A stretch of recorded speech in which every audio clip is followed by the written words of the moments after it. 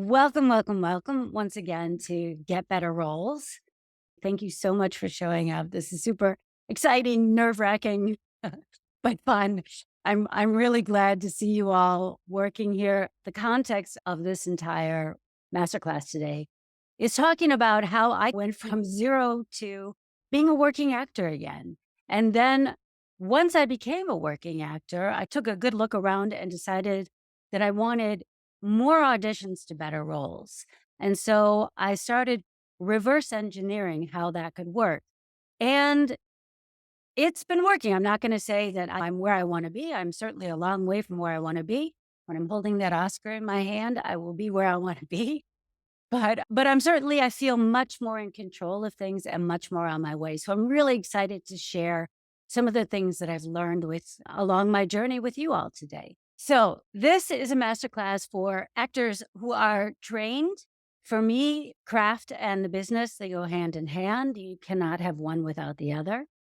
We are in the business of being actors, so our product is our craft, right? With a minimum of at least a couple of years in the industry, so you have an idea of what even the tools of the trade are and how it works and what agents and all of that. Pursuing acting as a profession. And you are not getting either enough auditions. Mark, can you let the people in as they come in, honey? You're either not getting enough auditions or you're not getting enough of the types of auditions that you should be getting based on your training and your experience. You maybe feel like you've been doing everything right. You're attending workshops, you have an agent, or you're looking for an agent. You send out your materials to casting directors. You're good at networking, and still it doesn't seem like the needle on your career is moving.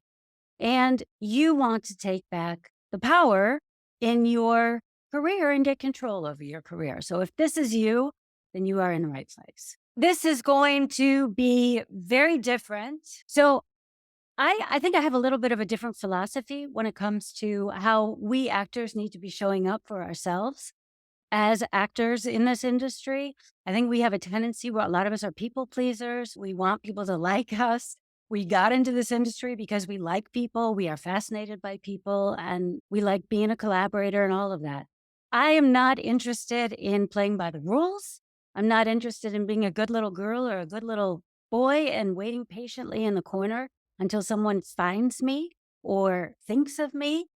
I want to I think we need to find ways to remain top of mind.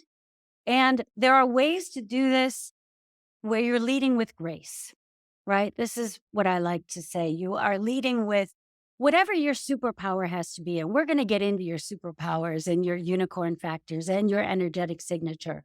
But whatever that thing is, right? That way that when you're meeting someone new and you want them to like you, that kind of thing that you lead with, whether it's vulnerability or charm or humor or your intelligence or just being really curious about somebody else, whatever that thing is that you have, because this is the other way that this is a very different approach, I think, is my approach in my program is very much based on you, the actor.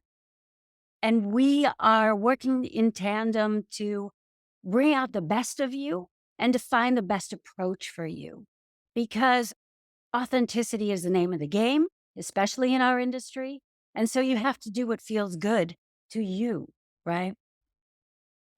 So today's goal is what I said in the beginning is to, in this very short amount of time, obviously recognizing that we don't have a ton of time together, for me to share with you as much of the nuggets that I've learned along my journey with how I've started to get more opportunities to better roles and ways that you can take back your power in your career and get more control over it. As I said, I am going to try and pack a ton of value into this. I also want to let you know that these are practical strategies. They're not theoretical. These are things that I have actually used in my own career and that I have helped the actors that I've coached use. And nothing I'm talking about today is not tried and true in some way. Let me just give a short overview of what we're going to be going over. We're going to be talking about some of the biggest challenges that actors face so that you can get more clarity on the obstacles you're facing, making them easier to tackle. We're also going to be talking about ways to combat the most common challenges, right? So that you can equip yourself with the practical tools and methods to navigate and overcome a lot of the career hurdles that we are faced with. We're going to also be going into the actor's fulfillment framework. This is a framework that I've devised that lets you know where you are, helps you figure out where you are in your career. And it also points you in the direction of what you need to be working on. We're going to go over 3 big strategies so that you can try and begin to master these strategies, because these 3 things I have found are game changers as far as getting control over your career and starting to get more opportunities, because that's what the name of the game is, right? We're also going to go over some big mistakes. There are some common mistakes that I find that I certainly have made these mistakes in my career. And I know the actors that I coach, it seems to be a common theme. So we're going to go over these so that they are easier for you to recognize and hopefully course correct, right? We're also going to get into the 5-pillar framework. For me, this is the foundation of a thriving acting career.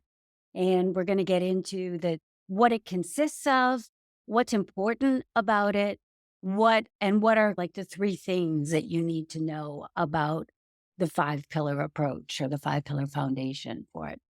And then lastly, we're going to get into understanding the journey from being invisible to being in demand, no matter where you are on that spectrum. So with that said, who here feels like they are an action taker? Because as actors, it's all about taking action. And yes, there's a clapper there, but it's not just about taking action when the clapper goes. It's about taking action in our careers.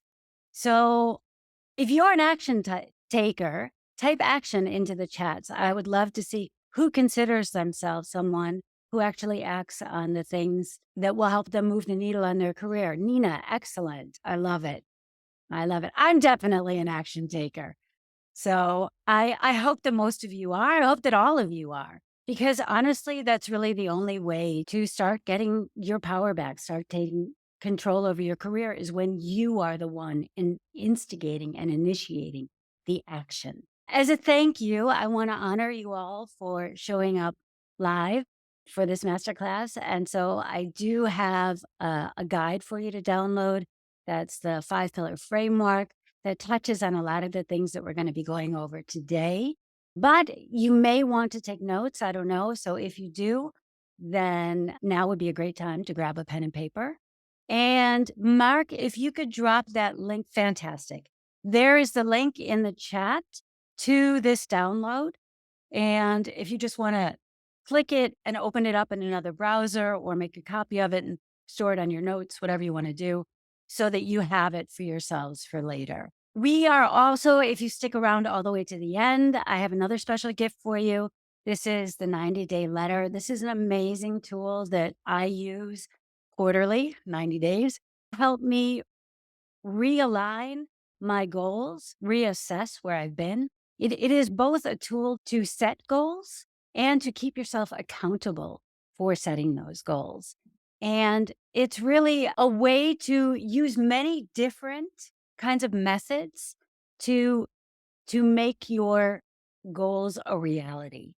So when setting goals, we're going to get into this a little bit later, but when setting goals, one thing to keep in mind is what you have control over. If you don't have control over a goal, it's just a dream. It's just a wish. So when you're setting your goals, make sure that they are things that you actually can control, right? As an example, something you can control is how often you are reaching out to new people in your network, how well updated your casting portal profiles are, how much in line your messaging and your marketing is with your branding. These are all things within your control. What's not in your control is saying, yeah, I want to have the lead in the next big Netflix series. It's not to say that it's impossible, but then you need to break that up into many smaller goals. And that's where this 90-day framework comes into it. This 90-day letter comes into it, because you have to reverse engineer those things. And then you write yourself as if you were writing yourself a letter into the future. And then a little bit, I think I wrote this in there, but if I didn't, this is a big tip. Send yourself, schedule emails for yourself from 90 days from when you start your letter so that you can do a check-in from your future self as if you've already accomplished everything. So I'm pretty sure it's in the book, but if it's not, that is a great little reminder for anything, actually, not just for this book, but whenever you set a goal for yourself, to send yourself an email from the future and check in. Where are you at there, kid? How you doing on that goal? The big challenges. Let me grab a sip of water. The big challenges, right? The things that actors are super easy to please. We want one thing. We want more access to more opportunities, to better roles.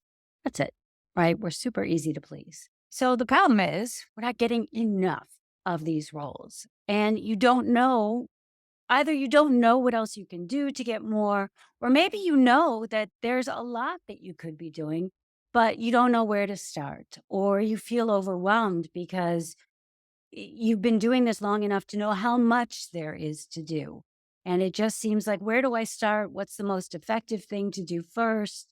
And so when something seems very overwhelming, a very natural human response is just to just freeze up. And you may be feeling frustrated and even hopeless at times because you don't know what to do to get the ball rolling again.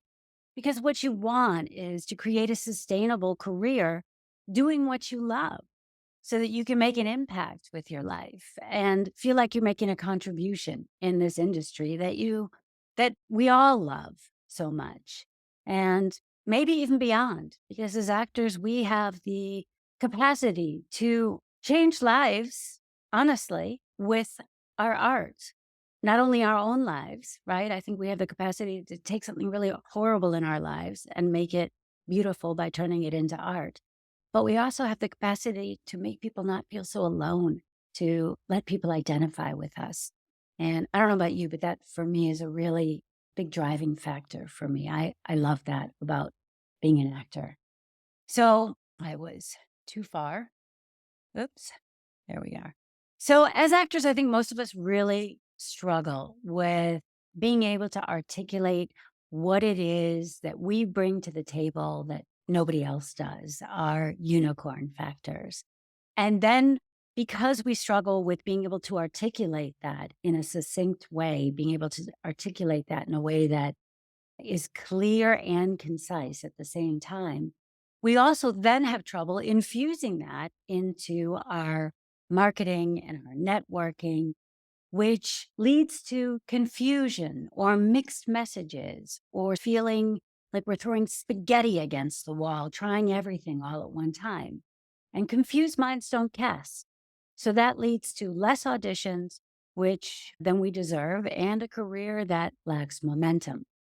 But deep down, most of us know that we are missing something. That's why I think all of you are here on this call. You are at least curious about what other things you could do at the very least. And at the most, that there's something else, but you're just not sure what it is. So deep down, we all know that we're missing something, but we feel overwhelmed, right? Not knowing what to do, where to start. And we sometimes lack the confidence when it comes to taking action because we don't want to be annoying. We don't want to be that actor. We don't want to be pushy, right?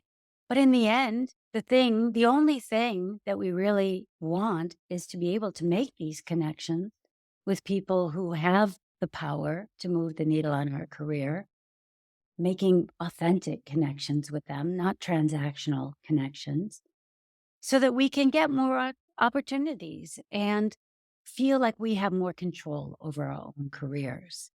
We want to feel acknowledged. We want to feel esteemed. I really love this word because esteem has acknowledged and valued and appreciated, all of these things rolled up in one. And I admit this is something that's important to me. I want people I work hard at my craft and I want to be recognized for my craft. And yeah, it's something that's important to me. And of course, wouldn't hurt to make a little bit of money doing it either. Wouldn't hurt to be able to pay our bills with what we love. So I wonder who here resonates with that. If you resonate with that, just say yes in the chats so I know that I'm on the right track here. Let me know if, yep, Nina. Okay, cool. Anybody else? Does that resonate with anyone? Shanna? Yeah, yeah, yeah, definitely. Anybody else? I'd love to know if this is like hitting that vein because for me, this is like what it all boiled down to. Yep.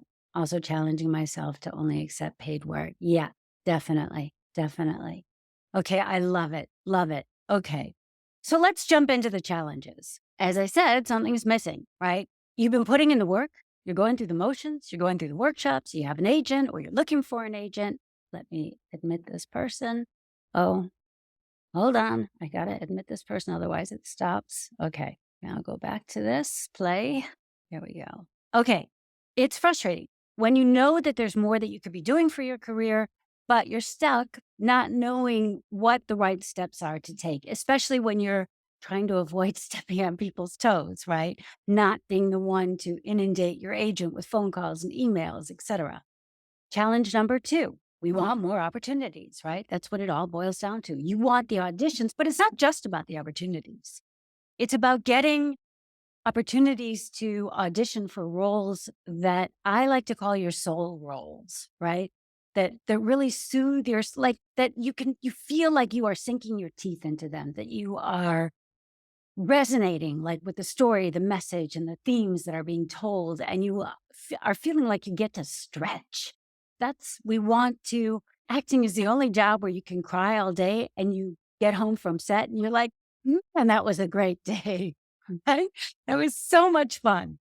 So it's not about the quantity as much as it is about the quality and finding roles that challenge you and help you grow as an actor. Challenge number 3, how do you stand out? Because the truth is, no matter where you are in this world, be it Beijing, Munich, or North Carolina, there are probably 1,000 actors standing behind you who want whatever it is that you want, right? So, how to differentiate yourself from everyone else? And what it boils down to is you having the courage to be beautifully you, to let your freak flag fly, to really delve into the dark and the light of what makes you a complex human being and show that.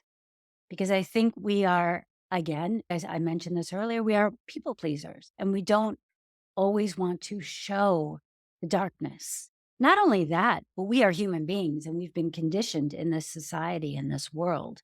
And that goes against everything that we have been taught and that we've learned, not only to participate in society, but also to protect ourselves.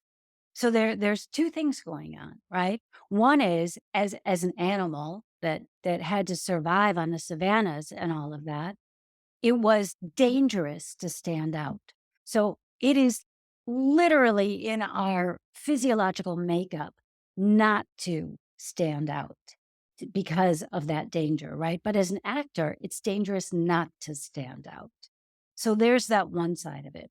The other side of it is that we are also conditioned. We can't just walk through the world emoting and expressing and letting people know that how easily we get our feelings hurt and all of these different things, right? We have to protect ourselves when we're walking through the world. But as actors, it's our job to show all that. And so it's like this double thing, right? So it's not just about being different. It's about being authentically you in a way that grabs attention. And then how do you let people know you exist? So once you have figured out what your brand is and how you would like to stand out, then the question is, how do you let people know you exist? Because you've heard the phrase, I'm sure, it's not what you know, it's who you disagree. It is what you know. That's your craft. It also is who, that of course is important. That's your community and your network. But equally important to that is who knows you. Because if nobody knows you're alive, it doesn't matter. So the other thing is we also want to understand how to network in a way that is building authentic relationships. Because when it boils down to it, people like to work with people they like. And nobody wants to feel used. You don't want to be the one who's that yucky feeling, right? There's not a more technical term for this, but that feeling, right? When you know somebody wants something from you and that's the only reason that they're talking to you, or you don't want to be doing that to someone else. So many times I think we just don't do anything because we don't want people to think that we're using them. So finding a way, we've got to find a way to get over that fear and to reframe that in our minds for ourselves because it's all about making meaningful connections with people who can make a difference. One of the things that is a bedrock of what I teach is it begins in mindset, but it's getting comfortable with being uncomfortable. This is something that you can practice every day. And it can be something as simple as stepping outside your comfort zone by asking someone the time when, if you're a very shy person, if you're standing in a line of people or striking up a conversation. Did you have a nice day today? Oh, I see you have a lot of stuff in your shopping cart. Or do you have a big family? Just even if that's something that's uncomfortable for you, you may be a chatty person and that's what you do anyway in the grocery line. So know what your boundaries are and try to stretch them just a little bit every day because when you do that, you begin to have confidence in your ability to step outside of your comfort zones. And what scared you yesterday now lies behind you. And maybe something else can scare you today, but you already know that you can tackle these things if you take them one small step at a time. And it's the action itself is what will give you the confidence. So the more you take action on this, the more you will become confident in it. Because fear is courageous people still are afraid. I have let fear sideline me many times in my career, especially when I was younger. We're going to get into that. But fear is something, the difference between someone who is fearful and someone who is courageous is that the courageous person just acts in spite of being afraid. You just got to do it anyway. There's a great phrase, acronym from Marie Forleo. I think she's the one who says this, which is fear is just an acronym for face everything and rise. So I love that. Yes. Stop doing everything right. We all admire the actors who are making bold choices, who surprise us, who are daring. And yet, when it comes to our careers and our networking, all of a sudden we are these sweet, nice, not stepping out of line people, like we're trying to walk a sobriety test line or something, right? No, we are all grown-ups. We do not have to be good little boys and girls. So I want you to be a bit of a rebel, right? Find that rebel streak in you. We all have one. In some of us, it's wider than in others, but we all have a bit of a rebel in us. So find that rebel in yourself and let him or her come out sometimes and strive for 1% improvement every day because everything is cumulative, right? When you are even if you just say 1 hour a day, I am going to work on the business side of my career, whether that means figuring out my brand, what it is, that unique thing that I bring to the table, or it's working on aligning your marketing with that, or working on expanding your network or supporting your community. There is always something that we can be doing on the business side of our careers. And if you are just striving for small improvements every day, that's cumulative. 1% better a day. By the end of a year, you are more than 300% further on than you were before. Sorry, somebody else just jumped in. Stop the share real quick. Sorry about this. I have to figure out a better way to do this so that this doesn't have to stop every time that someone comes in. Okay. I wish I had a touch screen. Now it's in my iPad. There we go. There we go. Okay. So I think we're good. Okay. So when you lean in to who you are, your dark, your light, you are drawing people to you. You are magnetizing people to you because of that, because of who you truly are, not pretending to be something you're not trying to please people, just being unapologetically yourself. Doesn't mean being a jerk, right? But it means being unapologetically you. This is who I am, take it or leave it, right? And some people might leave it. You have to understand that and you have to have the courage to accept that. But you know what? Go with God, people. The people who don't want you, who are not for you, you don't need them because there are going to be plenty of people who are for you. And those people are going to appreciate you and value you truly for who you are. And that's why it's so important to be authentically you out in the world. So we are all on this road, right? Trying to get from we're invisible to in demand. And wherever you are on that spectrum, that's where we are trying to get to. We all want to have that coveted spot of being the actor that everybody wants to work with because they think we're so talented and we're such fun to be with on set. And yet we're very professional and that kind of dream actor that we all, I think, strive to be. So this is what I ask of my clients, and this is what I'm going to ask of you today. Radical accountability. You must be completely honest with where you are in your career. And the things, as we get into it, you'll understand more of what I'm talking about. But I need you to take responsibility for everything. So even the things right now that you feel are outside of your scope of responsibility. For instance, if you're like, what am I supposed to do? My agent isn't giving me more opportunities, more auditions. I'm not getting these auditions.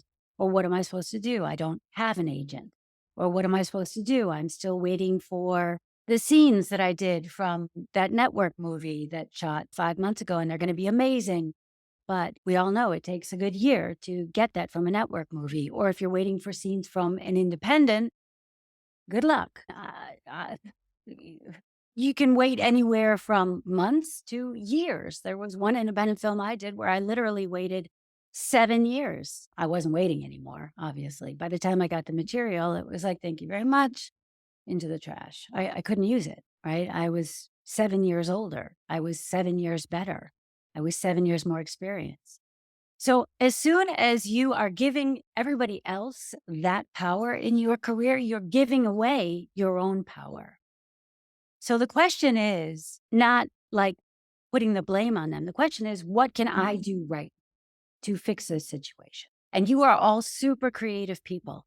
And I want you to start applying that creativity to figuring out innovative and creative solutions to the challenges in your life. Because, spoiler alert, there is no one size fits all.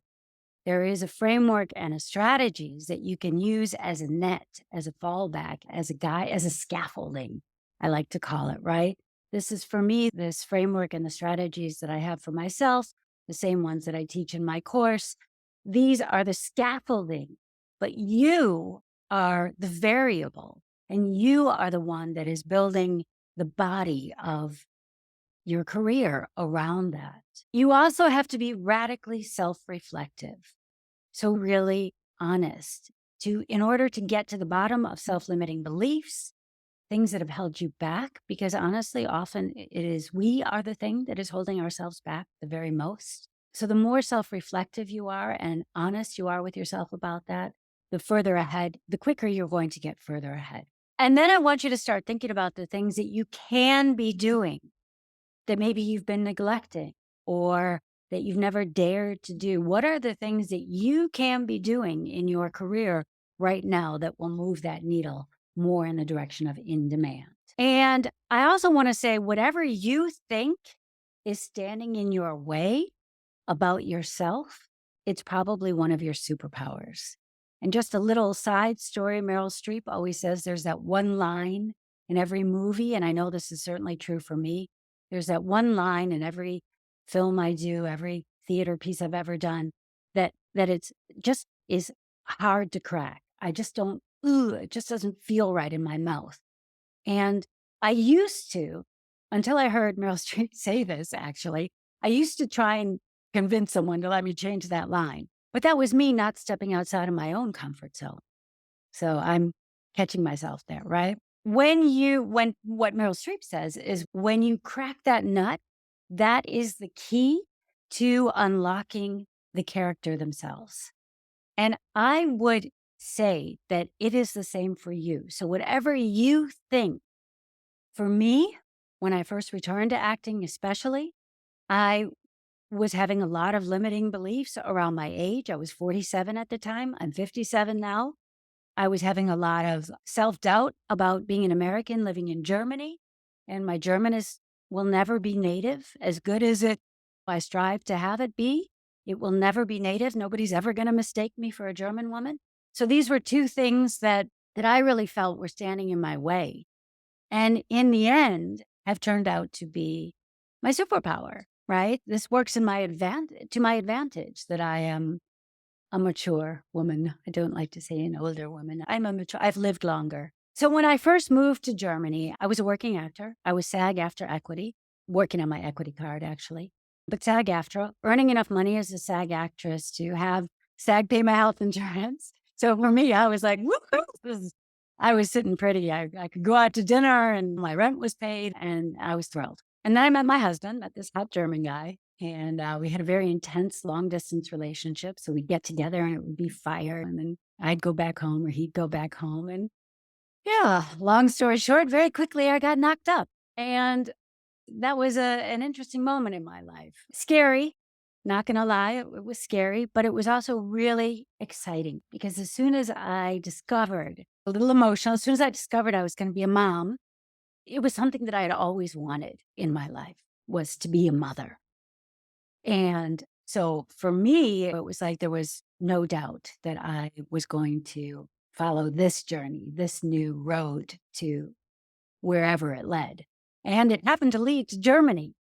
So I ended up moving to Germany, married my then boyfriend, now husband, 28 years later. We're still together. But I thought, now what? Right? I was a new mom. I had this new family. I was a foreigner. I didn't speak any German except for Gesundheit and kindergarten and Fahrvergnügen, which means the joy of driving. Don't ask, it's a long story. But those were like my 3 German words, and they're not going to get you very far, right? So I thought, okay, what can I do? There's really nothing I can do. But where there's a will, there's a way. And slowly but surely, I started to work doing voiceover work. I did a ton of voiceover work. And then that led to presenting work, and that led to a lot of commercial work. And as life would have it, I started to become a working actor again. But it wasn't the idea that I had for myself of being an actor. And truth be told, it wasn't all that fulfilling either because it was fun whenever I was on set or behind in a studio, whatever, it was fun, but it wasn't all that creatively fulfilling. But then I would feel guilty because I had this beautiful family and I was doing it anyway. I was working as an actor until one day, right? My son was now 16. We had plans to go see a movie that following night. And he came to me and he said, Mom, I hope you're not going to be angry, but I want to hang out with my friends tomorrow. I don't want to go to the movies with you. And oh, God, I was devastated, of course, because that day had come. But on the other hand, I was also happy because I don't want my son to be a mama's boy. But I was all of a sudden left with this free weekend. I think my husband was out of town that weekend, whatever it was. And so I immediately sat down and I Googled acting class in Munich in English because as I say, my German was not very strong back then. And so one came up, believe it or not. There was an acting coach out of LA teaching an acting workshop starting the following day. There was one spot open. I immediately booked it. I went into that workshop and I left it after 3 days feeling like I had been to breathe underwater for 16 years. It was so intense. It was like this pilot light that I didn't even know was burning, just busted. And I knew that for me, there was no going back, right? I needed to get back into acting come hell or high water. And I needed to figure this shit. And that's when I started on this odyssey, right? Of, okay, but I have all these problems. I don't have any current showreel material. I don't have any industry contacts. I'm 47, right? Like the age when everybody thinks they need to be leaving the industry. I didn't have any community. I didn't have any network of German actors. I knew a lot of English, Americans and English actors from doing voice work, but that was it. And most of them were just doing voice work. They weren't actually all that interested in acting. So I immediately started bringing in coaches to Munich, one after another, sometimes 2 a month, and organizing workshops around it. And I was bringing them in from LA, from New York, from London, from Berlin. Wherever I would hear about a great coach, it was like, oh, yes, bring them in. Until I felt my training, I had been classically trained as an actor, until I felt my training click back into place. And then I started going out into the world, right? Okay, now I'm ready. Here I am, world. And guess what? The world wasn't waiting for me. So that was realization number one. It was going to be different than it had been when I was young, right? When I was young, I think just by being young and you just have more doors open to you and more people willing to help you and give you a chance and all that. So I knew whatever I had been doing when I was young, and I hadn't actually had any kind of a strategy at all. I think I was just floating around from one thing to the next. And I happened to get lucky a few times by knowing the right people, or by being in the right place at the right time. So no strategy that I could go, okay, I just need to do that again. But I didn't know that I even needed a strategy. And I think that this is something that comes up for a lot of us, right? We don't realize we need a strategy until we start to look around and go, okay, is that it? And that was what happened to me after about, I don't know, 3, 4 years doing this. One was I also noticed I was getting very like caught up in this whole cycle of thinking about my age and my accent, my age and my accent, blah, blah. And I became a life coach because I wanted to get rid of my own limiting beliefs. And that worked. And that was like a real eye opener for me, right? It was this kind of revelation that if you have a framework and a strategy and a belief system that you can borrow, your timeline all of a sudden shrinks. And when I realized that, it was like, bing, bing. Okay, all these other things started to fall into place. And I started taking all sorts of workshops and courses with different people, with branding, networking, more acting classes. We never stop that. I don't ever stop that.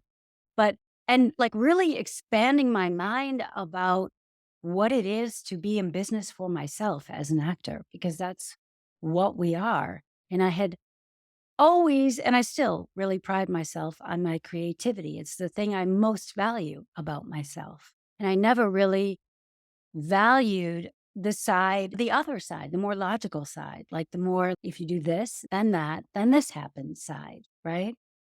And it was only through taking all these different workshops and taking the best from each and going, okay, that was great. I could leave that part of it in the dust and moving on and on. And I still have a business coach to this day. And honestly, I think I probably spent well into 30,000 euros over the past 10 years, but it was worth it because I have made well over that amount in my career. And I know one of the reasons that I've been able to do that is because I have had a framework and a strategy that has gotten me more work. So the other revelation that I began to have was around not I so I have strong features, right? And I'm a strong woman. And if you're just looking at a picture of me, or you just see me across the room, or at least this is a comment I get a lot, people think that I'm a bitch. Just gonna throw that out there. Maybe you all thought that. I don't know. But that's what happens. And so I was getting a lot of those kind of roles, like really strong boss bitch type women. And it was, first of all, that I have to say they were a stretch. That was me like really stretching my acting, because hopefully just on this call alone, you can see I'm not a real still type of person. I'm not a lean back type of person. I'm a lean in. I'm emotive. I'm playful. So it was always like really trying to find that stillness and that coldness within myself. And also, I felt like the roles that I was getting weren't reflective, weren't deep enough. They weren't giving me a chance to really be three-dimensional in a role, to not just be the bitch, but to be maybe a woman who is driven, but also is empathetic, right? Or fighting against her empathy or something.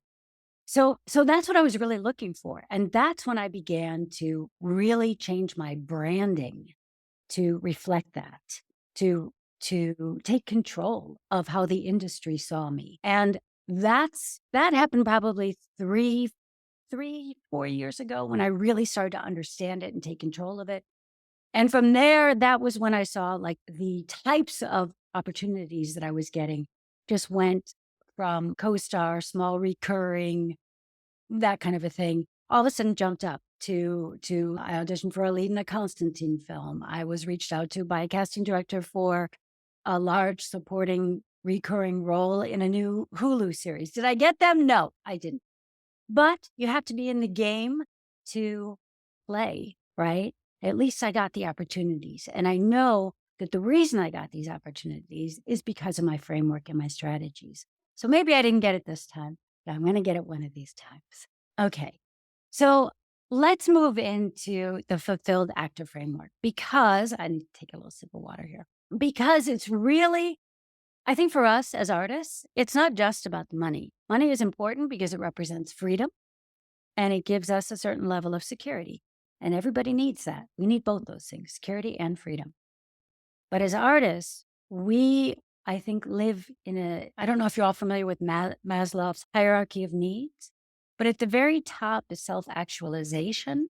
And I think that's where a lot of us are trying to get to is this like becoming our best selves. So what is this? So this is the actor's fulfillment quadrant. For me, there are two spectrums that we live on as actors when we are in our role as an actor, when we are, right, actors.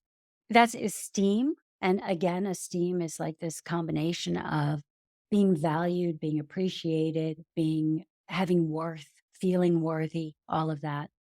And then the other spectrum is bookings. And when you are high on esteem, for instance, you work perhaps occasionally and you're getting really great feedback from directors, from your colleagues, or when you take a workshop, you're getting great feedback from the coach and from the other participants in the workshop. Or when you show your show reel to your agent or whoever, you are getting validation and getting that esteem spectrum fill because you are feeling valued in your role as an artist within your art. So esteem high, but on the other side of that, booking low. So fulfillment, not so great, right? We can't live on love alone. On the other side of that, there's typecasts. These are the actors who have a very specific look and they may be getting a lot of work based on that look, but the work that they're getting is not based on their talent, right? It's not based on the respect for their talent. For them, yeah, it's great that they're getting bookings, but they're not being taken seriously. This is why you have actors like Matthew McConaughey, who was first only known for his amazing beauty, or at least I think so. I don't know what you think, but really a beautiful man who destroyed himself in Dallas Buyers Club to show that he wasn't just a pretty face. He was actually a really good actor. That's how important it was for him. And he still suffers from the health problems that he had because of what he did to his body back then. So for him and for other actors that are often typecast, the booking spectrum is high. So that fulfillment is pretty good, but the esteem is low. So again, the fulfillment quadrant. On the other side of that, there's the invisible actor. This is someone who is getting neither validation in the esteem department nor in the booking department. And they are probably feeling pretty low, wondering if this is the right career path for them, wondering if they should get out. They're probably having a lot of doubts, somebody who's feeling invisible. And I have felt all three of these in my life. So I want to say there is no shame on being anywhere on this spectrum. I want you, again, in the vein of radical honesty and self reflection, to really look within and tell me, maybe drop it in the chat. Where do you think you are on that spectrum? Are you undercast? Are you typecast? Or are you invisible? And again, it's not about naming and shaming. It's about owning something so that you can change it and having the courage to own it so that you can change it. Typecast. Yeah. Yeah. And that's really frustrating, isn't it, AJ? Yeah. Because you know that you can do more. You know that you have so much more to offer. Anybody else see themselves on that spectrum anywhere? Okay. I'm not going to make you sit undercast. Okay. Yeah. I've definitely been there. I hear you. Undercast. Yeah. That's a killer. Right now I'm feeling invisible. Oh, Stephanie. Oh, that breaks my heart because I know how talented you are. Yeah. So what we want, right? I want to say, first of all, that all of us, each and every one of us, we are all one audition away from getting a role that could change everything, that could turn us into an in demand. And that's an actor who's getting a lot of esteem. So they're high on that esteem spectrum. And they're also getting a lot of bookings. So they're high on that booking spectrum. And they are feeling pretty fulfilled. And you know what else they're feeling? Pretty damn in control of their career. Because when you are high on esteem and high on bookings, you are also calling the shots. So let's jump into some of the strategies. I'm going to go over these and then we're going to go more into them. So the three big strategies that I have found to be very useful are, let me go back. The three big strategies, so you can recognize them. Let me follow my notes here so that you can recognize them and that you can, the three big strategies that you can use to get to the next level in your career, right? But we are also going to talk about the three big mistakes so that when they come up, because a lot of times mistakes, when actors are making a mistake, it feels logical. It feels like it makes sense. It rears its ugly little head disguised as logic. But when you recognize it, then you can say, I see you. I know what you're doing. Back off. So strategy number one, this is essence amplification. This is all about diving in and discovering your unicorn factors, right? These are the themes that drive you. These are okay. Maybe I should back up a bit and just say the difference between being typecast and being cast on your energetic signature, right? So when you're being typecast, you are being cast from the outside in. It is a superficial thing. It is mostly important what you look like and nothing else really. Thank you. Yeah. And when you're being typecast or when you are being cast on your energetic signature, then it's all about you from the inside out. And your energetic signature has three components, it has many components, but the energy of it, your vibe, right? That has three components. It's your heart, your body, your mind. So these are the three levels that it lives on. And you have to start really thinking about how you relate in this world. And one of the things I think it's Seth Rogen, so not Seth Rogen, Seth Godin, the marketing strategist guru, is saying that your brand is what people say about you when you're not in the room. And to a certain extent, this is really true. So it's really important to figure out what these unicorn factors are, what these wonderful things are about you that make you you, because you are unique. And I know it's hard to quantify. Honestly, this is like half of an 8-week course, is just trying to help people quantify what it is about them to articulate it, right? Because we are complex. We are complex human beings trying to portray complex human beings.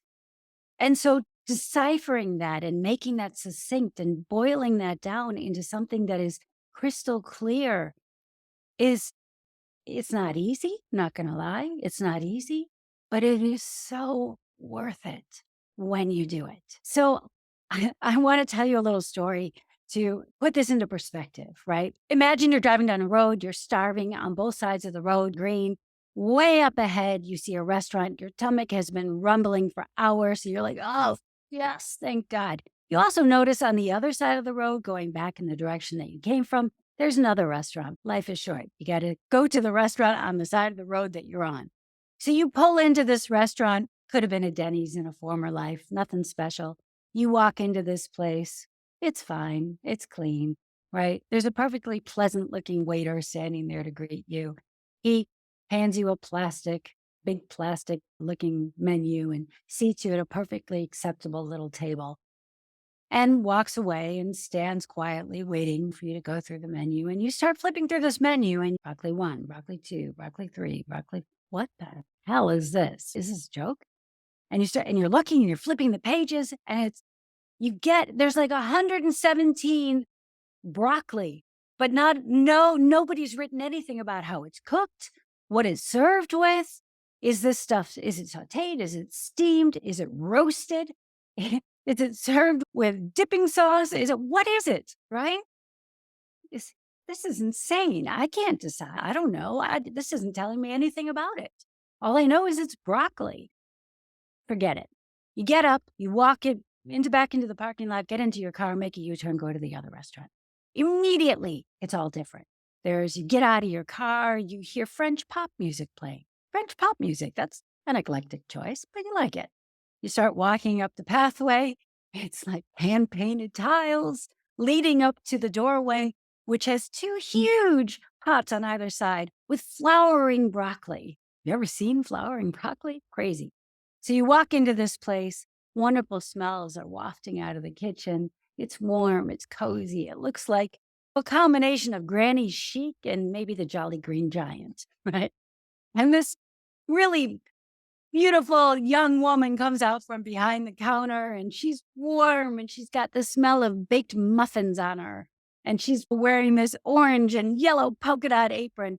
And she immediately warmly greets you, sits you down at this cute little marble bistro table, and she hands you a chalkboard on which handwritten are 3 items.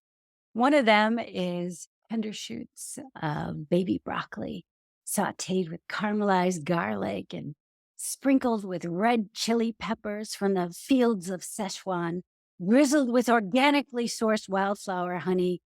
Yeah. I hope you're getting the picture and not just getting hungry, right? The picture is one doesn't tell you anything. And this is what a lot of actors are trying to do. They're trying to be everything to everyone.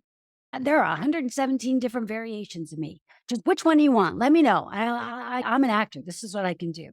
It's like throwing spaghetti against the wall. And the other one is very specifically saying, this is what I've got. This is what I taste like. This is what it's going to feel like when you walk into whatever ambiance I'm in. And one is either you like it, right? And I happen to love broccoli. So for me, that was a good choice. But maybe you hate broccoli. And so it's not going to be for you. And that's okay. That goes back to what I was saying before. You're not going to be for everybody, but be you the best way you can be you so that the people who are into that can go, yes, that's what I want.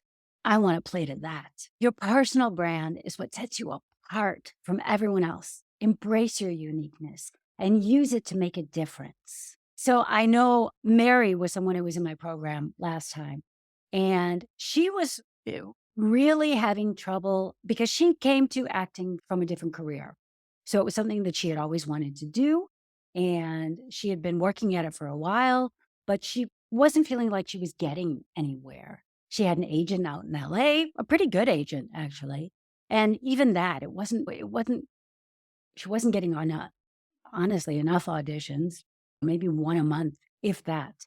So she just wasn't, she was feeling frustrated when she came into my course. And by the time she left it, and what she realized was that she didn't know she didn't know how to articulate what she had to offer. She didn't know how to quantify it and identify it. And one really clear thing was by a, just a couple weeks ago, she recently posted that she ended up getting cast in this brand new series that's being showcased on Lifetime. And this is something she did the work. She definitely did the work. I'm not trying to take credit for this, but it was being able to drill down into that thing that only Mary brings to the table and let go. Yes, this is me. This is who I am. Take it or leave it. And somebody wanted to take it. And that was great, right? I couldn't be more proud of her. So I don't know if you're familiar with Ikigai. Ikigai it's a Japanese thing. And it's like this, how to find your purpose in life. And I've developed a pretty good exercise, if I do say so myself, about how to find your purpose as an actor. So finding that intersection. So Ikigai is, right, it's helps you identify roles that not only you can fulfill artistically, right, but also where you fall into them in a way that you can make money on them.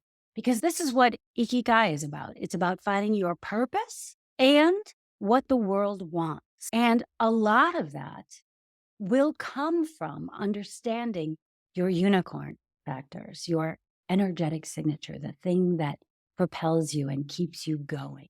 So I'm curious, on a scale from 1 to 10, how well do you understand what makes you stand out? I'm curious. If you feel pretty confident about it, let me know in the comments. Just drop a number in there to let me know where you feel like you are in understanding. 2. Wow. Okay. 6. Yeah. Yeah. Yeah. Because it's hard to know. 3. Yeah. Yeah. 1. Okay. Yeah. I just want to reassure all of you that you all have something that is your unicorn factor. And it is possible to find that and quantify it and articulate it and then infuse everything with it and make it clear to the industry. So think about if you were to master how you are perceived in the industry. I feel like the things that make me stand out aren't helpful for my career or it just has to do with my personality. Shanna, I think honestly that goes back to what I was talking about earlier, like with my own limiting beliefs. And it's honestly down to a mindset reframe of understanding that those things that you think are not valuable and are not good, I'm willing to bet that those are probably the key to your unicorn factors. There is no, all of you are perfect for this industry just as you are. This industry, luckily, needs all of us, all different types.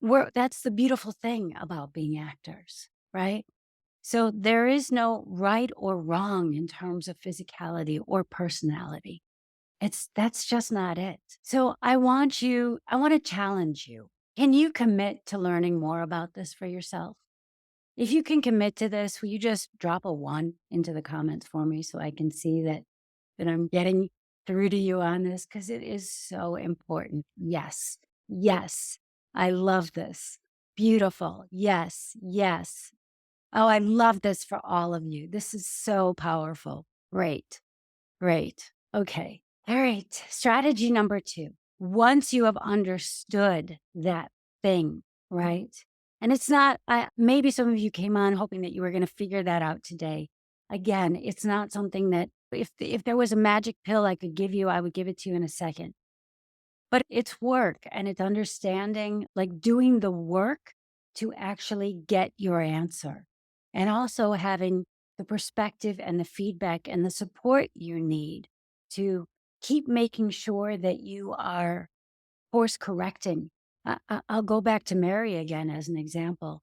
There's one exercise that we have in the course as well, which it's an EPK. I don't know if you're familiar with what an EPK is. It's an electronic pitch kit or electronic press kit is what it's supposed to be.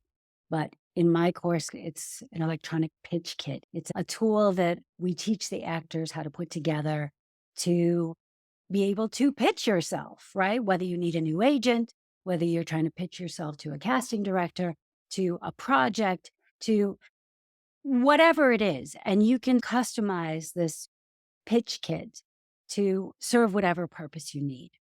And her first rendition of it, Mary is on fire. She is a rebel. She's warm and she's super open minded. And she's just a fantastic woman with a wealth of life experience and like all these really eclectic tastes and habits. And the first rendition of her EPK looked like she was applying to become an executive secretary. I was just like, Mary, do you think this is representative of you? And it really took her back for a second, but then she looked at it and it was like, you could see like the fog lift, right, from her eyes. And that's not me at all. And it's even that, it's starting just to be able to lift this veil out of our way because we have gotten so used to trying to move in this world as we are expected to move through it that we don't even know we're doing it anymore. So that's why it's super important, whether you do it with me or you do it with someone else, it's super important to get that feedback when you are trying to craft your perfect brand for yourself. But once you've done it, then it's all about infusing your marketing and your outreach with your special unicorn factors, right? And so your outreach is your marketing materials. Duh, we all know what those are, right? Your headshots, show reels, casting portals, all that kind of stuff. But it goes beyond that because it's also in your social media. It's also in the emails that you write to people. It's everywhere, or at least it should be everywhere. The more you can be you over everything you do, the more clear you become to the industry. And again, confused minds don't cast, they move on. That's that. And so again, one of the tools that we had used was this electronic pitch kit. So that's one of the ways that you can learn to market yourself within the course. Baked beans. I guess I was hungry when I was putting this presentation together. Sorry, guys. Okay, why did I post this thing on baked beans? Because a couple months back, I had posted, I was giving away a free branding workbook to try and help a lot of actors understand, first of all, what is typecasting versus branding, all of these things that I know can be very confusing, or at least they were very confusing to me until I was able to figure it out. And under one of the posts where I had said, just download the free workbook here, some actor had posted, "We're actors, not baked beans," laugh out loud. And at first, not gonna lie, I was a little annoyed at that comment. But then I thought about it and I thought, what a gift. So just bear with me here, whether you like baked beans or not. If you go into a store and you want to buy something, say it's baked beans, right? What beans are you reaching for? Are you reaching for the ones in the glass jar or in a tin? Or are they in a Tetra Pak? Does the label matter to you? Do you want something that's hand-drawn, that conjures up images of maybe grandma baking these beans and brown sugar and chunks of bacon or whatever it is, whatever floats your boat? Or do you want the Andy Warhol can of baked beans, right? Just the stuff that you would get in the cafeteria, the stuff that you grew up with in school, that kind of thing. Or do you just reach for the cheapest one down at the bottom so you can go zhuzh it when you get it back home? Right? I can go on and on with this because I can tell you that the manufacturers of baked beans put a whole hell of a lot of thought and consideration into how their product looks. And in the end, don't you think that you are worth as much thought and consideration as baked beans? So too often we feeling intimidated becomes our excuse not to be awesome. And you have to give yourself that permission to be awesome, to be, yeah, thanks, Steffi. Yeah, you have to give yourself permission to be that funky little can of baked beans or whatever it is, or that high-end jar of baked beans, whatever it is, right? You have to give yourself permission to be that. Another way, boy, I'm into food because I have another food example for you. But if you were an ice cream shop on a block of 100 ice cream shops, What would your ice cream shop look like to differentiate itself from everybody else's? These are all things I want you to start thinking about because they're telling you something about you, about the things that you value, about the colors you like, about the feeling that you want people to have. These are all really important. Heike is another one. She was in my course. Heike is a theater actress. She's a director. She's also a drama coach. She's a classically trained actress, had been acting in theater for over 20 years and was trying to break into film and didn't know, for one, how to make sense. Like she felt like she was deficient because she didn't have much film experience. And so she felt deficient in this, right? And so she wasn't valuing her experience as a theater actress enough. So that was one thing. And I think for her, she kept separating the two, right? Saying that's that career and this is this other career. And I want to go more into this career. But she didn't know how to make the leap. That's one thing. And she also, again, didn't want to give herself permission to do the marketing and the networking that she needed to do. But through this, right? And again, just sometimes having a framework and strategies and someone like to be there saying, you can do this helps. It certainly helped her because she just posted actually last week that she was cast in a new format on, I think it's RTL, which is a big German network. So I think it is RTL. But anyway, one of the big German TV networks. So thrilled for her. And that was through her networking that she had learned within the course. So this is going into, there are many other things, but these are some of the materials that are in the course to help you figure out how to infuse your unicorn factors into your marketing, right? How to make this cohesive thing going from your brand into your marketing. And this is something that's super important because, again, this mixed messaging is confusing. So, again, I have questions, right? Questions, but I'm curious on a scale of 1 to 10, how well do you understand how to market yourself? How comfortable do you feel with marketing yourself? Let me know in the comments. Give me a 1 to 10 where you are on that. And some of us are stronger in marketing than others, right? Some of us are stronger in networking, right? Yeah, 5, 4. Okay. So it's interesting, isn't it? 7. That's great, Shailene, right? So just think if you could match your understanding your branding with where you already are with your marketing, how much stronger that would be. Because the problem is when we are marketing ourselves without having a clear image of what it is that we are marketing, people don't know. They get confused. Yeah, I see her out there. She's out there a lot, but I'm not sure what she brings to the table or what he brings to the table for. Yeah.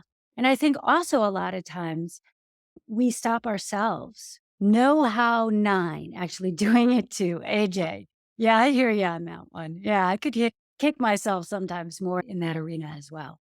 But yeah, but it's important knowing how to do it and also being able to put that together with the branding aspect of it so that it doesn't feel like you're just throwing spaghetti against the wall. Like you're not one of those actors going, I can do everything. I can do everything. And I think a lot of us have a lot of fear around not saying that we can do everything because we're afraid that it's going to limit us. But it's true. It's not true. It's just the opposite. Just imagine like when you're acting, right? When you are making those choices in a scene, in a film or in whatever it is, right?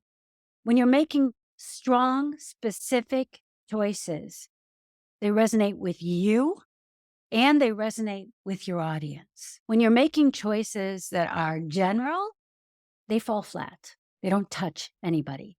They don't touch you, and they certainly don't touch anybody else. And your branding is like that too, right? It has to be specific so it can touch people or repel them because either one's okay.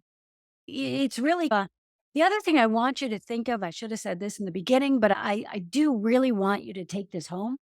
Is this is a game, people. This is a game, right? Okay, no problem, Anamike. it's all a game. We cannot take this personally. It's how to play the game. So take everything as feedback. Everything is feedback. So if you're not where you want to be right now, that's feedback. That's all it is, period. So if you were to master how you market yourself, what impact could that have on your career? And I want to know, I want to challenge you, right? I want you to commit to learning more about this for yourself. Can you commit to that? If you can, tell me yes in the comments. I want to be here to root you on. Yes. Good, good. Excellent. Okay. All right. Moving on. Strategy number 3, the career catalyst, right? So cultivating authentic relationships. This is like the A and O. This is everything, right? This is all the stuff that we need, right? Because in the end, we can be the best actor in the world, but if we're at home acting in an empty room, it doesn't matter. Acting is a team sport, and we need other team players on our team. We need to be cultivating relationships with people who have the power to move the needle on our career. We need to be able to, why? Because what it boils down to is people like to work with people they like. And you see this again and again. It's like Matt Damon and Ben Affleck, right? They came up together. They will always be friends, work together. The Rat Pack, I don't know, like before my time. So it's definitely before all of your time here. But the Rat Pack were like Sammy Davis Jr. and all those other cronies, crooners back then. They all came up together and they pulled each other and this and that. And then there was the Brat Pack in the 80s. This was my time. So it was Rob Lowe and Emilio Estevez and Demi Moore, and they all came up together. And there's this magic, right? When you find a network and a community and you find the people that help you to rise up together. So that's one thing. And then the other thing is something that mentioned it before, I'll mention it again. It is not, it is what you know, it's who you know, and it's who knows you, right? So are you all familiar with 6 degrees of separation? Is anybody not familiar with 6 degrees of separation? If you're not familiar with this, let me know in the comments. Otherwise, I'll just explain it very briefly. 6 degrees of separation is the theory that we are all, okay, so I'll explain it. 6 degrees of separation is the theory that we are all separated from everyone else on this planet, which I don't know how true that is, but I would say in the Western world, by 6 degrees, by 6 people. So if you think of, oh gosh, anybody, you can literally name anybody. And then you start going through all the people and all the people they know and all the people they know and all the people they know. And somebody knows somebody who knows the King of England. And so that's the idea behind 6 degrees of separation. I've learned that a strong network, it's not me saying this, it's Melita Campbell, but I totally am into this quote, is the ultimate shortcut to everything that you want to achieve. So learning to cultivate that is an amazing tool to have. Oops, I'm going to go back a little bit.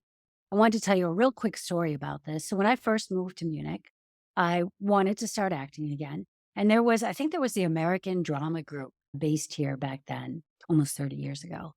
And so I was like, oh, fantastic. That sounds like a theater group that's American, doing American plays. Let me go find them and see if I can join that. So I ended up getting an appointment with the director of that theater and having a conversation with him. But it turned out that they were a touring group and that wouldn't work for me because I had a little baby at home. So that was that. So I thanked him for his time. I got up to leave the room. And just as I was about to leave, I had a thought and I turned around and I asked him, do you know anybody else who maybe I should contact? And he gave me 2 names. And those 2 names are what kicked off my entire voiceover career in Munich, which, not to brag, but just to show you the power of one connection and like having just one connection that can open doors for you. From my earnings from that, we bought a house and it's powerful and you never know who's going to lead to who. So don't be afraid to ask, right? First of all, don't be afraid to let people know what it is you want. And I say that in a way, just be cognizant of not being a taker, being a giver as opposed to a taker. So try and lead with gives. And we don't have time to get into all of that today, but there are ways to lead with gives, even in in superficial, immediate relationships, like someone that you've just met, for example. So that's super important. And also, it's super important to let them know what you want and also to ask if maybe they know somebody else who can help, because that can be a game changer. And that's a really good example of how that was one way in my life where that was really a big game changer. So I want you to start thinking about your network. Who do you know that can help you to get what you want? How strong is your network right now? How much time do you invest in making your network strong? And how much stronger do you think your career could be if you were to invest a lot more time in cultivating relationships? And no, you don't have to start with Steven Spielberg, right? You can start with the people that are in your network already, in your community already, and start making connections through them. Remember that 6 degrees of separation. Somebody knows somebody. So don't forget that. Can you all commit to working more on your networking? Can I get you to commit to that in the comments? Great. Yeah. Fantastic. I love it. Really good. Okay. So you do not rise to the level of your goals, you fall to the level of your systems. Yes, Carkel, I love it. Wonderful. This is so true. If you just have a dream to be an actor without a system in place, without a strategy, without a framework to get you there, it's just a dream. But when you get a strategy and a framework and a strategy in place, a system in place, then it becomes a series of goals. So this is one of the tools that I'm most proud of, one of them in Get Better Roles. And this, when you are working on developing your network and keeping track of it, this is super important, and keeping track of it, this becomes an amazing tool for getting a new agent or for even strategizing with your agent. For example, if you're looking to get a new agent and you've been keeping track of all the contacts that you've been making, and these are pretty detailed, obviously, you can tell, but looks like a lot of work. It is initially, but then it's just maintenance. Then it's just maintaining it after you get all the initial names and information in there. But that becomes such an amazing tool because you can take that to your agent and say, these are the casting directors that have called me in. This is what they've called me in for. These are the directors I've worked with. These are the directors I've had callbacks with. These are the directors I've auditioned for. All of these things, right? These are the producers. These are this, these are that. And it all of a sudden, you are making their job so much easier, because they're people too, and they don't want to have to do cold calling either. So when they say, hey, wonderful casting director woman, Steffi has worked with you on X project 7 years ago, blah, blah, blah, blah, blah. And I see that you're casting this. And since you're a fan of Steffi's, you already cast her in something, maybe you want to take a look at her for this role. And if you're looking for an agent, it also is a very powerful tool because you go into your meeting with this and you're like, boom, these are all my contacts. This is what I've done. This is how I've been. First of all, they're like, whoa, this person is serious. They're serious about their career. But second of all, you are giving them the gift of not having to cold call, of having like already a list of people where they're like, oh, all right, let me start here. So that's super important. And okay, so this is a really big one, dodging accountability, right? This is something, one of the biggest mistakes that we make as actors. And what it boils down to is this is what I was insinuating earlier in the conversation. When you put the blame outside of yourself on external circumstances, you are giving your power to whatever that external circumstance is. When you take that back, oh, I have the wrong thing here. I'm sorry about that. It's cultivate authentic relationships. That went to the other one, but don't worry, I'm going to explain it now as we talk. So when you're giving your power away, you have given away your agency. You have given away your ability to do something about it. So that's why it's so important to say, instead of saying my agent isn't giving me enough auditions, you can turn that around and say, I'm not getting enough auditions. What can I do about it? What are the things that I can do about it? And the other thing I want to say is that agents and casting directors, they're only a couple of doorways, a couple of ways to get more opportunities to roles, right? To get any opportunity to being invited to an audition. They're not even the decision makers. And if we're here on the hierarchy of things, agents are a sliver above that, and casting directors are a sliver above them, and everybody else is above them. So while they are important, and I'm not saying to piss them off and ignore them and all of that, they are important, and it's good to cultivate relationships with them as well. You're ignoring the actual people that can really move the needle on your career. So I want you to start thinking in those kinds of terms, right? Take your power back. You must take personal responsibility, right? You cannot change the circumstances, the seasons, or the wind, but you can change yourself. When I was a little girl, I went to my grandma. Oh, you know what? I have a better story for you. I was unhappy with the way I was being cast. That was something that I was very unhappy with because I think, as I was saying earlier, that I was only getting like these villain roles, these antagonist roles, and I wanted to show more of myself. So I actively, first, I went to my agent and I asked her why, what she thought, what we could do about this. And her answer was, I don't know, you have dark hair and light eyes. Maybe you just seem icy. Or yeah, it wasn't much of an answer, and I wasn't very satisfying. So it was like, okay, what do I do with that? I guess I need to figure this out on my own. And I was like, what do I want to show? And I literally went about restructuring my brand because the truth of the matter is, you have a brand in this industry, whether you are aware of it or not. The question is it the brand you want to have? And that was like an epiphany for me. And it took a while. It's not something you can change overnight, right? Because everything we do takes a little bit of time. But it took a couple of years. And then I ended up getting cast in a large supporting role in a Hallmark Christmas movie. And I don't know if everybody in Europe knows Hallmark, but it's like it's a huge network in America. And I think we had 47 million viewers of the Christmas movie, A Heidelberg Holiday, which we shot in Serbia, by the way, not in Heidelberg. But what I realized was I needed to pull back. Little too sweet, little too empathetic there. But that's just to say that you can have agency over how people are seeing you. So on a scale from 1 to 10, you don't have to drop it into the chats because I know what this is starting to run long. But how often do you give away your power? These are questions I want you to think about for yourself, right?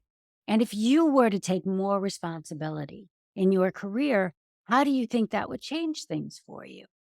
And I want you to commit to not blaming external circumstances for anything, because at the end of the day, it is your life, it is your career, nobody else's.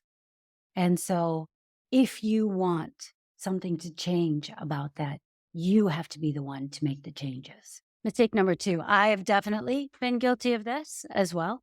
Perfection paralysis. I want everything to be right. I want it to be good. I want people to think that I've put in the work and see that I've put in the work and blah, blah, blah. And I used to get very caught up in this. And it's something that I don't allow myself to be caught up in anymore.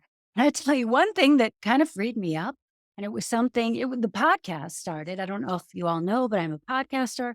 The podcast really helped because I put it out once a week, come rain or come shine. And so, ready or not, here I come.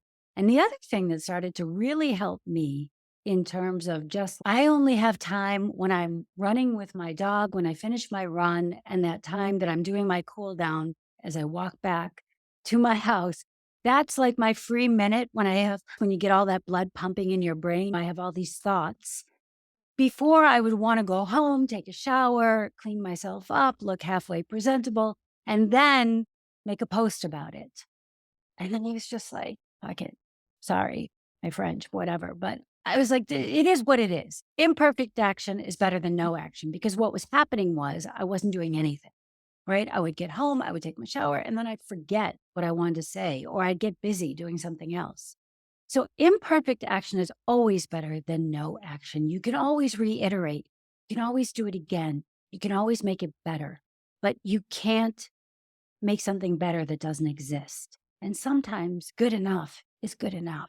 Yeah, done is better than perfect because perfect is never done, right? So again, we're going to move through this one pretty quickly, but I want you to start thinking if this is a trap that you find yourself falling into. If it is, I want you to give yourself that permission to not have to be perfect. It will be a weight off your shoulders. And you know what? You will begin to show up as yourself and you will see it's not that scary. Like I was very caught up in wanting to look a certain way for a long time. And when I gave myself that permission to show up, not pretty, not together, not even clean, to be very honest, right? Because I just got done with my run. It was scary because I knew people were going to be seeing me in a way that I didn't want them to see me. But in the end, it's part of me. It's who I am. And it is what it is. And it was freeing. And it gives you a confidence comes from action. It doesn't come from trying to make it perfect. Because, yeah, as I said, you'll never find perfect. And mistake number 3, this is a huge one, is not investing in your career, whether that means the time, the energy, or the money, right? So everybody, doctors, lawyers, pro athletes, singers, musicians, they all have all sorts of coaches. We have acting coaches, but we don't have coaches that take over or that help us to hone our careers, right? And why not? Because it is so important. And again, it doesn't have to be me, right? But I want you to think about having a coach because having someone that gives you a framework and strategies that you can just borrow and make your own saves you the time, trouble, and energy of having to learn through trial and error. And it also gives you a support system. So it's so important. And whether you are paying through money or you're paying through your time and energy is expensive, right? It took me kind of years, years and years. Like the first half of when I returned to acting was all about just making mistakes and learning as I was going. And it wasn't until I started hiring coaches, all of a sudden things began to get very clear for me about what I needed to do. And then I started to see the benefit of it. Yeah, so I told you the story about how when I returned to acting, right, that I started investing in coaches and what was that? I have no idea. I'm going to turn that off. I have no idea what that is. If somebody's microphone is on, could you please turn it off? That scared me. It sounds like the voice of God. I don't know. But it's so important to go out there and get what you want. So if you know you're lacking something, like I knew I was lacking in feeling confident in my acting skills because I had this 16-year hiatus. So if you know you're lacking in something, then go out there and get what you need. And then later, I knew I was missing the business side of it.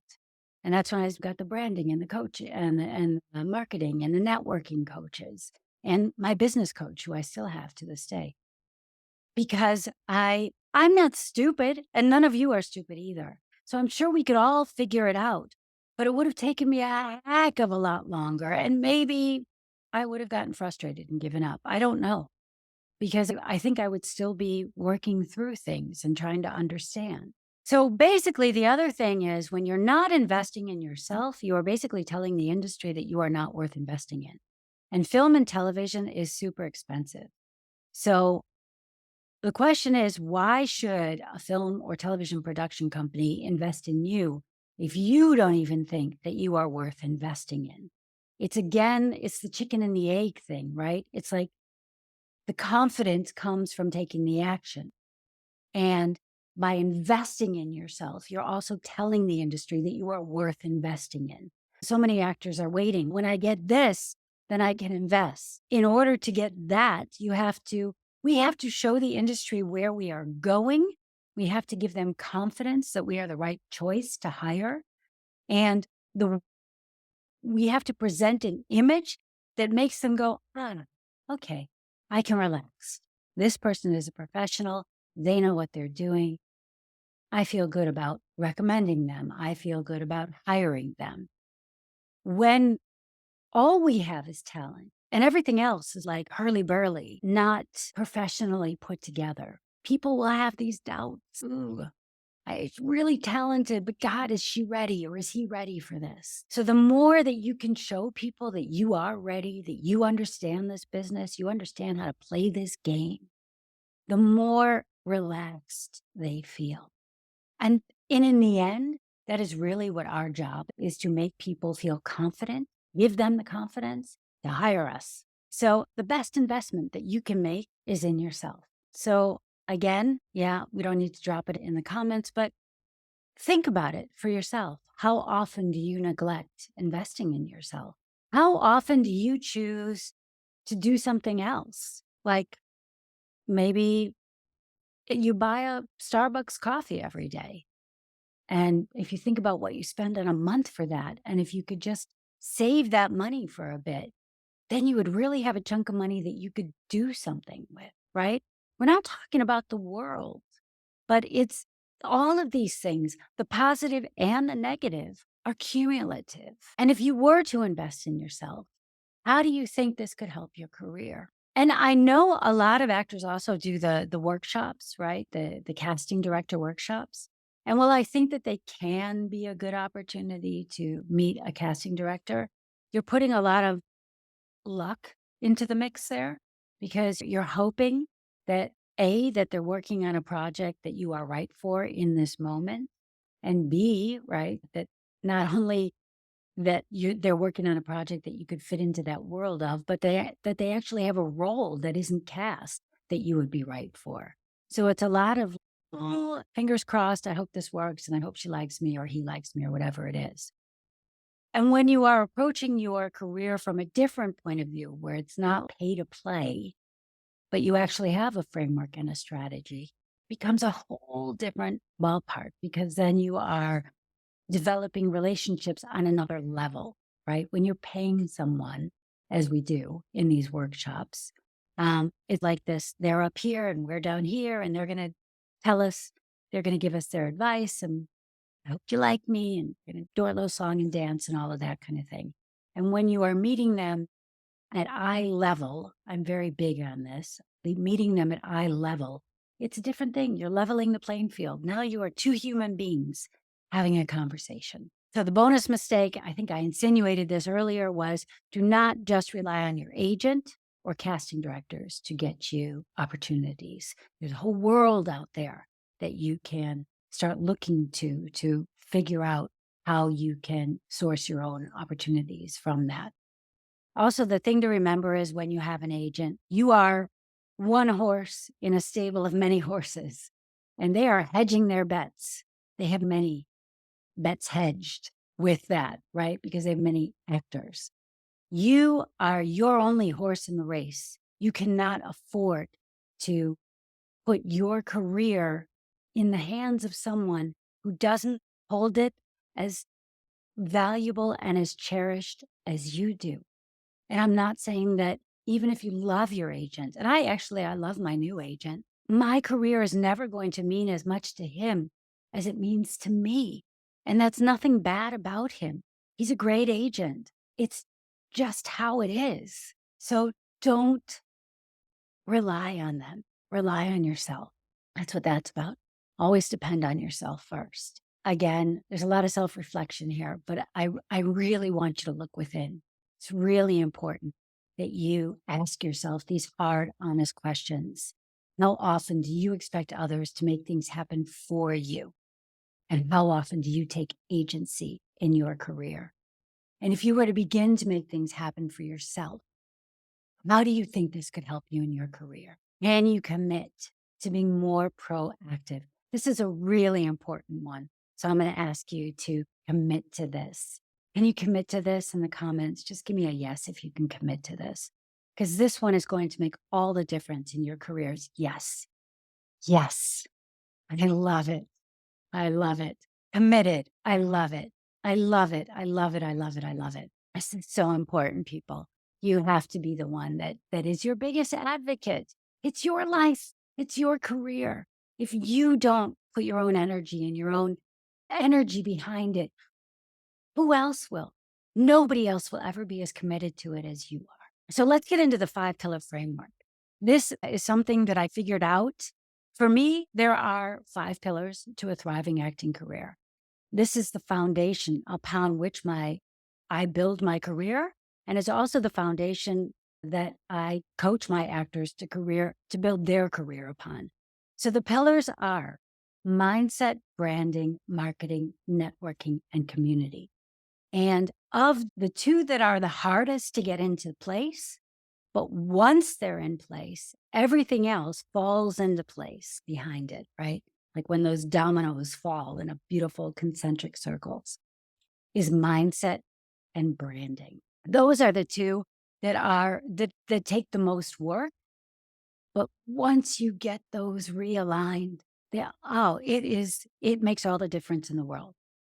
So to know that these 5 pillars exist, fantastic. Doesn't really do you any good until you can also understand and be able to recognize when those pillars have cracks, when they're crumbling, right? And even that isn't enough because you then have to be able to know, what do I do? If my mindset is not where it should be, what can I do about it to reframe? If my branding isn't where it should be, what can I do so that I am shining, so that my unicorn factors are there for all the world to see? What can I do about this? So that's super important. The craft and the business, right? Think of it as a bird. One wing of the bird is your craft. This is your talent, your craft, right? Super important. But the other is the business side of things. And if you're only ever working on your craft, then that bird just isn't going to get off the ground. It's not going to soar. And the same is for the other side, right? So for those actors who are just getting a lot of typecasting roles, you may be able to market yourself very well. You may even have a great network. But if you're not working on your craft and bringing that into your brand, you're not going to soar in a way that is fulfilling to you. So mindset. Mindset is about reframing things, right? So that what you have in your life, what your thoughts are, what your belief systems are, so that they're working for you and not against you, right? You are never going to feel 100% about anything. It's just human nature. So you need to get comfortable with being uncomfortable. That's a big part of it, right? And as I've said many times throughout our conversation, action leads to confidence, not the other way around. Don't wait for confidence to appear. Take action when you don't feel safe, when you don't feel confident, when you don't feel comfortable. And the very act of taking that action is going to bring the confidence to you. And strive to get 1% better every day. So what you can do, you can set attainable goals, meaning you have direct control over them. And this is what I was talking about earlier. And then do at least one thing every day towards those goals.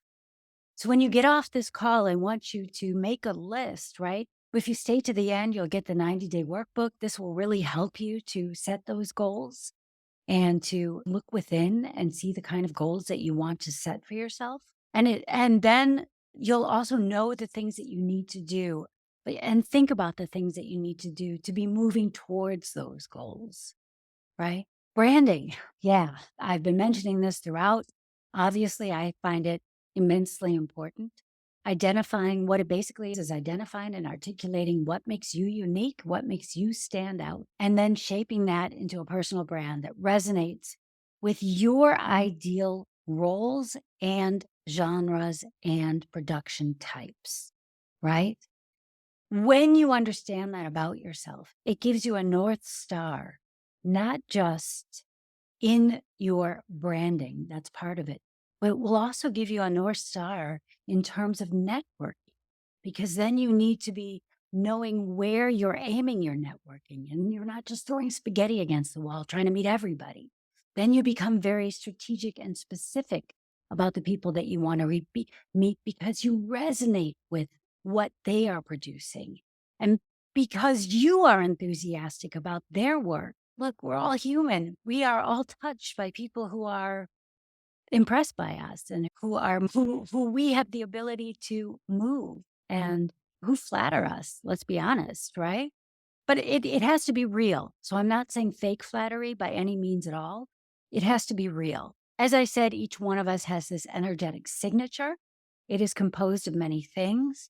This is not something that we can figure out tonight. It's a process, but it's something that you can start those wheels turning on tonight about what you think is the makeup of your energetic signature. So the good news is, as I said, you already have a brand. You have to think of your brand in a sense like you're holding a hand of cards, right? We are all dealt a hand of cards in this life. It has to do with how we look, how our brain works, how we move through the world, the things that resonate with us, our themes, all of these things, right? It's a big hand of cards, maybe a whole deck, but it's still our very unique set of cards.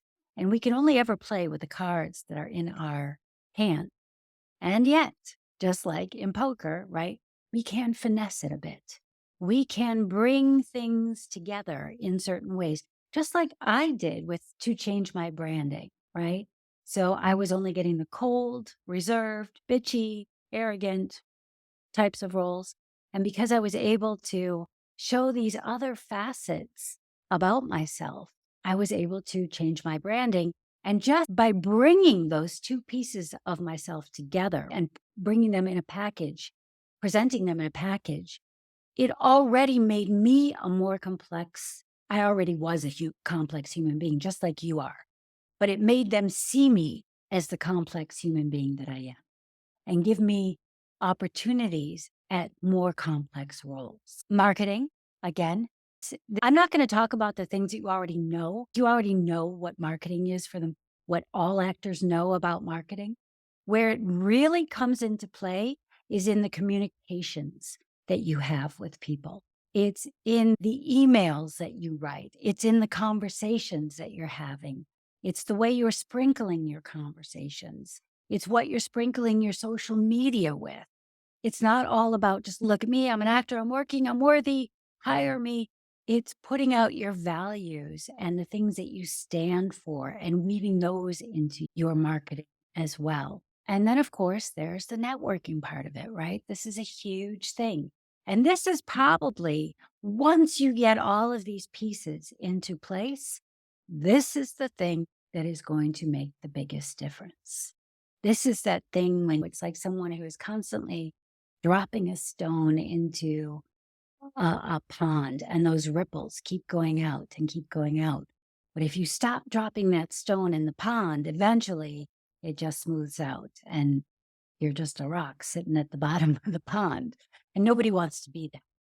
And the good thing about those ripples is that you are constantly creating relationships that are slowly but surely leveling you up, especially when you have this North Star that's guiding you, knowing where you want to go. And again, you don't have to start with the top. You can start with someone who's 3 to 5 levels ahead of you and start to develop a conversation with them because they are also going to have people in their network that are 3 to 5 levels ahead of that. Again, it boils down to people like to work with people they like, period. And I'm sure, I don't know if any of you have ever been asked to be part of a project with a friend, right? I know I'm a filmmaker and I'm a screenwriter as well. And when I'm writing something or even a short film that I'm doing, whatever it is, right? I'm even like when I'm writing a screenplay, like a feature film, I'm always thinking of the actors who I know, who I think could play these parts. I'm not thinking of actors I don't know. How can I? I have to have a very clear picture. It again goes back to specificity. I have to be specific when I'm writing too. And community. Community is so important, and yet it is so overlooked. One thing, you've all heard it, but we are the average of the 5 people we spend the most time with. That's why it is super important to be spending time with people that are lifting you up and not dragging you down, that are happy for your successes and not jealous, right? And the reason they're happy for your successes is because they are equally confident in getting their own successes. And the other thing that a community is extremely valuable for is getting feedback and perspective. because we all wear these glasses of our lives. And they may be rose colored at times and they may be stormy cloud colored at times. But one thing they are not is crystal clear. We are never seeing ourselves with 100% crystal clarity. We are always seeing ourselves colored through our lives' experiences, both positive and negative.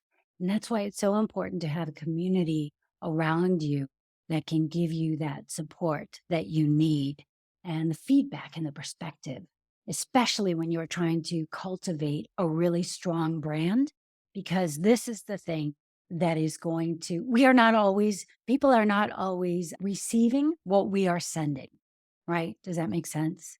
So we all say something and somebody hears it something else. It's the same with our brand. We think we are cultivating one thing, and it actually we're veering off direction. This is why that having a community, whether it's a coach or another coach or people in your community who understand what it is that you are striving to do, that's very important.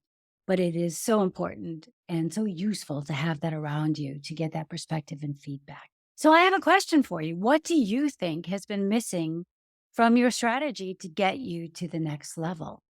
Does anybody want to venture an answer to that? I know it's not an easy question, but there is one thing, and I'm sure you've all had thoughts coming up during this conversation. Where are the parts of my career? A lot of you put down low numbers on branding. Some of you put low numbers down on networking. Yeah. And that is a really powerful one because it is the one that makes all the difference when everything else is in place. Truly showing up with all my yes. Yeah. And not being so much professional. Yeah. Yeah, Stephanie, I totally see you on that one. Yeah, you definitely. I feel you on that one because that's me too. Like trying to show up and be this perfect person and in control and doing this and doing that. And yeah, I get it. Yeah, it's important to understand this about ourselves so that we can find that missing piece. So the journey from invisible to in demand, right? It starts with being invisible, but it doesn't have to end there, right? Then after when you start to do the work of the 5 pillar framework, right? You're getting your mindset in shape. You are reframing the things that have been holding you back in your life. You are reframing all of those limiting beliefs and the roadblocks that you've probably been putting in the road yourself, whether it is not showing up for yourself or whether it is coming up with excuses, whatever it is, but it's reframing all of that. So that is no longer standing in your way. And then getting really clear on what you bring to the table. What are your unicorn factors, right? And I want you to lean into the fun of that because it is fun. Unicorn factors are fun, right? And it doesn't mean that they're only the fun things about us.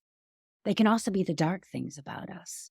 There are dark unicorns too. Then we align all of that, all of what we've taken so far, your mindset and your branding, and we align all that into your marketing. And then we start to put that then we go into like phase 4, right? Which is networking. And then it's after that, it's just more of networking. It's rinse and repeat. Unless you may need to rebrand later on, 10 years down the line, whether you have kids or you're getting older, whatever it is. But then it becomes much easier because you are coming from a place of clarity and not from right now. It's all this chaos and confusion and trying to make something succinct and clear out of that. So the process is not as painful. So I said this before, don't believe in pursuing dreams, believe in setting goals. Not very sexy, but it's going to get you a hell of a lot further. So the big ideas, what are the things that we spoke about? I got to get my notes up here. I have been ignoring them. The big ideas. I just want to briefly go over the things that we have talked about in this. Yes, where is that? Where is that? Yeah, here. They're gone. They're gone. All right. So I'm going to try and remember them. Let's see how good my memory is. All right. We talked about the challenges, right? The 3 big challenges that most actors are facing in their careers. Not getting enough opportunities, not knowing how to brand themselves, not knowing how to let people know that they exist. Then we talked about the three big mistakes that actors make, which is putting all their eggs in one basket, not taking agency in their own career, not striving for perfectionism, not waiting for confidence to kick in before you act. And I'm drawing a blank on that third one, but you will also have it in your download. So don't forget about that. And then we moved into the different strategies, right? The different strategies that you can use to combat these things. And then we talked about the 5 pillar framework and how that can, you know what? It's always there as a support for you in your career as well, right? It's there as a net, like to catch you. When you don't know what else you can do, you can always go back to that and say, okay, let me go back to square one here. What do I need to start with? What are the pieces, right? And we talked about the quadrant, the fulfilled actor quadrant, and how to recognize where you are so you can get out of there and maybe some of the reasons why you're in that quadrant. And so that we can get you into the quadrant of being in demand so that you're fulfilled on both sides of that spectrum of esteem and bookings, right? I'd love to know. We're getting close here. What are your biggest takeaways from this masterclass so far? Anybody want to let me know what your biggest takeaways are? I'd love to know what like your light bulb moments were, the things that really resonated with you, or what that really stood out. If you had any kind of epiphanies, or if it was just even if it was just reiterating things that you knew for yourself but maybe needed to hear. Nobody, no light bulb moments. Don't crush me, people. I put a lot of work into this thing. Yes. Yeah. Yes. Embrace your uniqueness. Your brand is what sets you apart. Yes, I love that. The very inclusive, very healing and whole approach you're going for. Oh, thank you, Stephanie. Yeah, that that means a lot to me. Yes, I feel that way. Actors are my people. I love actors. We are the most empathetic, resilient people on this earth. He made me a little emotional. And we have to take a holistic approach and help each other, not push each other out of the way. Because when one of us rises, we all rise if we're in the community together, right? I like the concept of the 5 pillars. A little light bulb was also what you said about the workshops with CDs, Stephanie. When you gave power to others, when you give power to others, you lose your own power. It's so strong. Yeah, that is such a big one. Great. All right. Now, I just want to take you on a quick little exercise. This is a powerful exercise, albeit quick. I want you to just close your eyes and imagine for a moment. Just 3 days from now, you've already started to dive into the mindset work and have begun to break through the limiting beliefs that have kept you from achieving your goals so far. You're beginning to realize and truly believe in the depths of your soul that you have a place in this industry and that you can fulfill your purpose as an artist. Now I want you to imagine 3 months from now, you've created a strong personal brand that is clear and fully aligned with not only who you are, but where you want to go. You feel more empowered and in control of your career than you ever have before. And finally, I want you to imagine 12 months from now. Maybe you've just finished a coffee date, right? With someone who you have always wanted to work with. And this wasn't one of those meetings where you felt out of your depth or lost for words because that person was so much above you. This was just a casual get together between friends. And it just so happens that this new friend has some major sway in the industry. You had regular conversations with your agent who is ecstatic to be representing you. You never worry that you might be bothering them when you write an email or pick up the phone to make a call. Your auditions are coming much more regularly now and include roles that you are excited about and projects that you can't wait to be a part of. What type of person are you seeing in your future? How are they showing up? How are they making decisions? So my question to you is, are you committed to being and acting as that person from now on? If you are, let me know in the comments with a yes or committed. I hope so. Know that profound change doesn't happen in a night, but it does happen with the first step. Yep, AJ, I love it. Stephanie, yes, yes, yes, Nina, love it. Stephanie, yes, yes, good. Yes, you have to show up for yourselves. You have to be that person. So the question is, right, is how? So if you're committed to being that person, then the only thing stopping you is how to get there. And the good news is that you don't have to do the guesswork because I have done this for you with my program, Get Better Rules.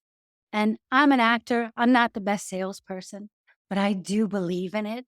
And I know it is a program that has the power to truly change your life. I know that's a big promise, but this is what I hear again and again from my clients, that it's not only changed their career, but it has changed their whole perspective.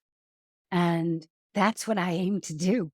We want to lead these big lives and you have to change. I get emotional, but it means a lot to me. I put a lot into the program because I wanted to take my power back. And once I learned how to do that, I wanted to make sure that the other actors that are out there and who want to take their power back would do that for themselves. Yeah, I'm one of those. I wear my emotions on my sleeve. So the reason I created this program is because I knew in my bone that there was a better way, right? This cycle of pedaling super fast, but not getting anywhere. I wanted to be able to change gears and decide where I was going to be steering my bike, right? So the promise, right? First of all, I should probably say who it's not for. This is not for you if you don't value working on your craft. This is not for you if you don't have a clue about how this industry works, but I don't think that applies to anybody on this call. This is not for you if you're not willing to put in the work.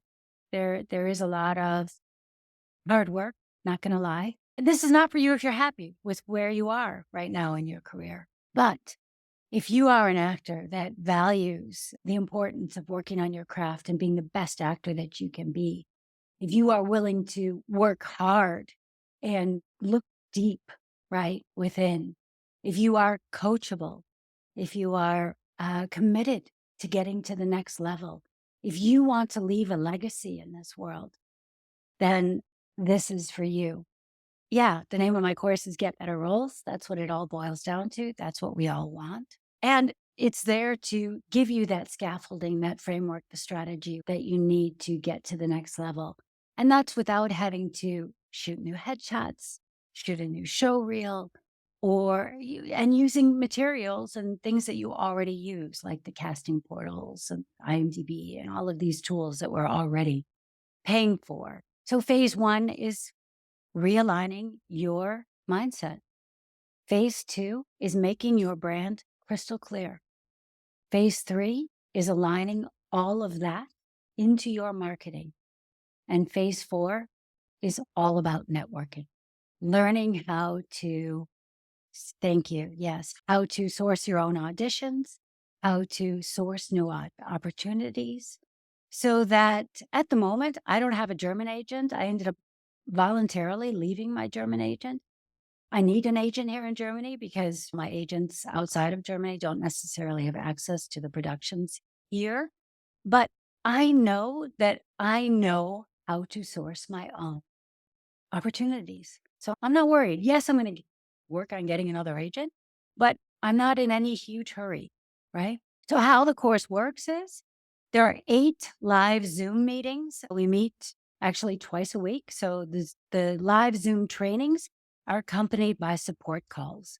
The support calls are there to make sure that you are getting the feedback and the perspective and the support that you need to keep moving on to the next strategy, to the next level in the course, because one thing builds upon the other. All of everything is recorded and available for lifetime access in the training portal. But where my course really takes a very big U-turn from other people's courses is that I offer lifetime support. And the reason I do this, I think maybe you've gotten a clue about this in the very just throughout this Zoom call, is I am all about empowerment, proactivity, and taking back your power. That is very much a huge part of this course is learning how to do that for yourself. So the more you work through the modules of this course and the phases of this course, the better you get at it and the less you need me, right? So that's why otherwise I'd be crazy to offer lifetime support. So whether you need support for 8 weeks, 8 months, or 3 years, or 5 years, I'm here for you. There's also a private Actable community. This is an amazing place to just be surrounded by other actors like you who are looking to get to the next level and understand the framework and the strategies to get there. And hey, we are all creative people. I'm not a guru. I just happen to be a few steps ahead of you guys. It's making use of all that creativity, right? And there's gold in that. And I'm super proud of the community that we are creating at Actable because they're very supportive. Yeah.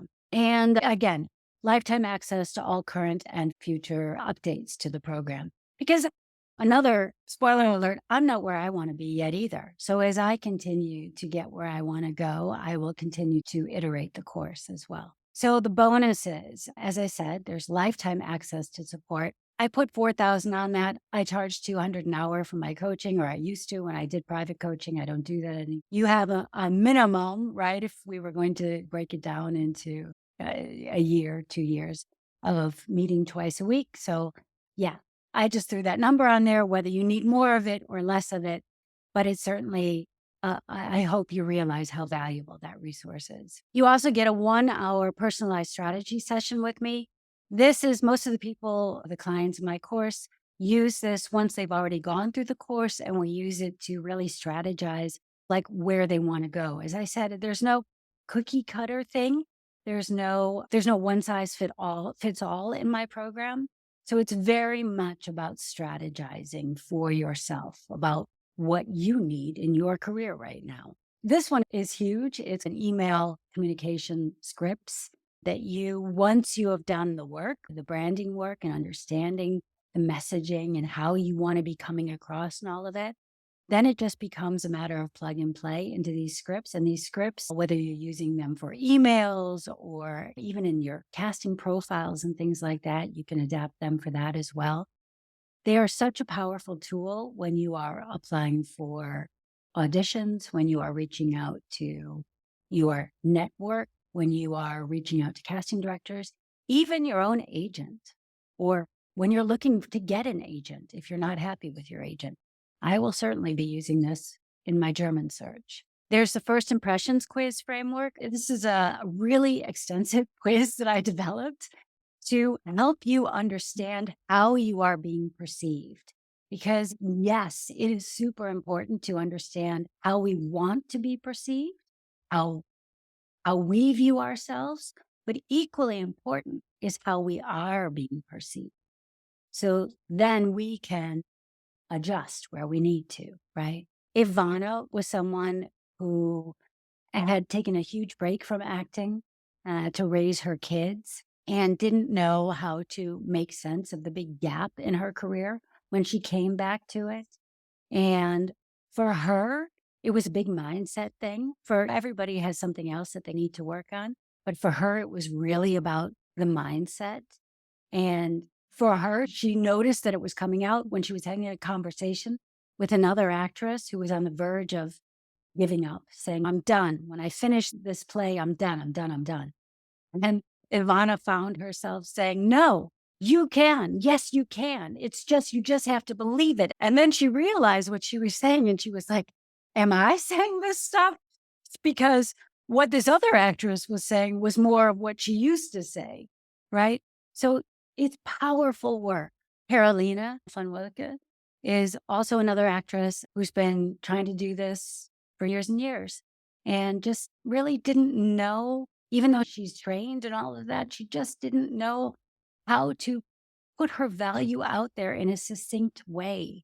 And that for her has made all the difference, where now her quote is actually longer than this. Before she was saying she didn't even know where the driving school was, and now she's in the driver's seat. Angelica Anderson, for her, it was what was really most beneficial was the confidence and the empowerment about the course. So just a quick review. So the Get Better Roles, the comprehensive value of the course is 2,400.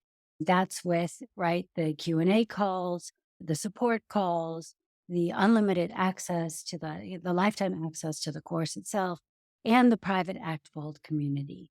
So the value of that is 2,400. The bonus of unlimited support, the value of that is 4,000. The private one-on-one, 200. The email communication blueprint, 147. The pitch kit strategy, which I forgot to put into this, but it also is one of the plug and play tools that I have for you for how to develop that tool that I had talked about earlier that you can use not just about email communications, but to actually present yourself, this pitch kit, and the first impressions quiz. So altogether, that's a value of 4,741, but that is not what I'm going to ask you to pay. I am offering a limited price reduction right now. So instead of paying the 2,400, which will be the price when I finish this beta course, instead of paying that full price, the price right now is just 1,600. So if you have found any of what I have said that resonates with you, I hope you will join me in the Actable community with Get Better Roles and let me support you in the journey to becoming the actor that you want to be. So if you feel like you're ready, fantastic. There is a guarantee, a refund guarantee. So I put my money where my mouth is. I honestly believe that if you do the work of this course, you are going to see an improvement in your career. You are going to get results. Because the truth of the matter is, if the strategy that you have been using up until this point has gotten you to where you are now, that's the strategy or lack of strategy that you've been using. So if you want different results, you have to try a different strategy. So I know that my framework and strategies work. And that's why I will let you try everything out for a year. And if you don't feel like this has made any improvement after 1 year, I will give you a refund. So if you just want to have a conversation and be like, I'm just not sure if this is the right fit for me, we can have a no pressure conversation and figure out if you're a good fit for my program or not. And if you're not, then we can try and figure out what the next best steps are.